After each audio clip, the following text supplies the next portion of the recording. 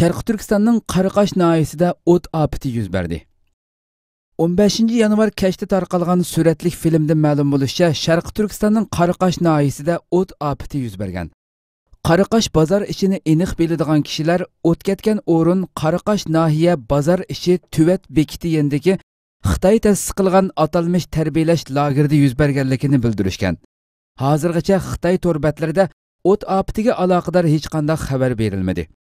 Tahlilchilar o'tni Xitoy o'zi qo'yib, tabiiy ofatni bahona qilib, Uyg'urlarni yo'qotishga uringan bo'lishi mumkin deyishmoqda.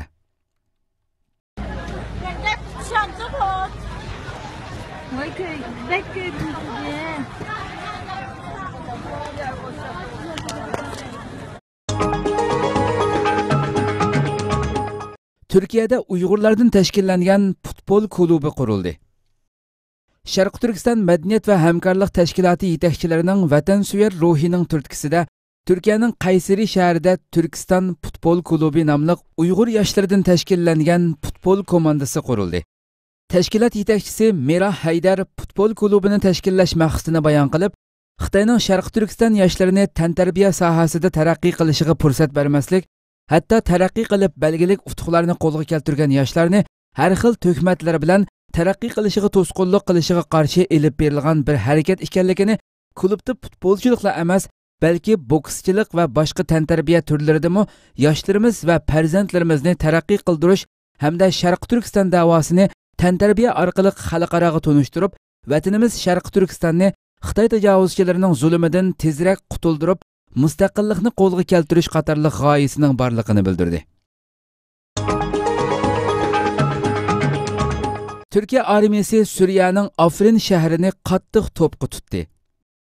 Türkiye Ovoz radiosi xabarida bildirilishicha, Türkiye armiyasi Suriyaning Afrin shahridagi terrorlik tashkiloti PYD PKK nishonlarini shiddatli to'pqa tutdi. Xitoyning Suriya chegarasiga o'rinlashtirilgan to'pchi qismlar terrorlik tashkiloti PYD PKKning Afrindagi nishonlarini pachaqlab tashildi. Türkiye armiyasi to'pchi qismlari Hassa va Qirg'izxon nahiyalaridan Afrinning Basufan, Jindara, Mamalan, Maskanli va Rajo rayonlariga oz degandimi 40 qatim to'p atdi.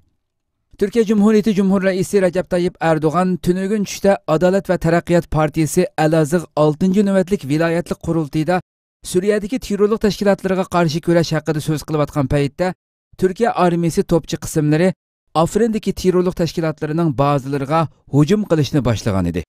Şimdi diğer bölgelerde de terör örgütlerinin tepesine binmek için yeni harekatların hazırlıklarını yapıyoruz. Yeni harekatlara yeni isimler vereceğiz. Baharı bekleyen tüm terör örgütlerine, PKK'sıyla, YPG'siyle, DAEŞ'iyle, FETÖ'süyle çok güzel sürprizlerimiz var.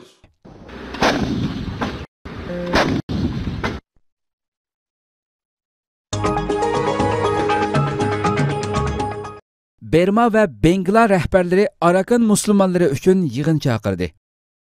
Yeni Şafaq gazeti xabarida bildirilishicha, Berma ve Bengla rahbarları Arakandagi zulmdan qochgan Müslümanlarning yurtiga qaytish masalasi ustida muzokara elib borgan.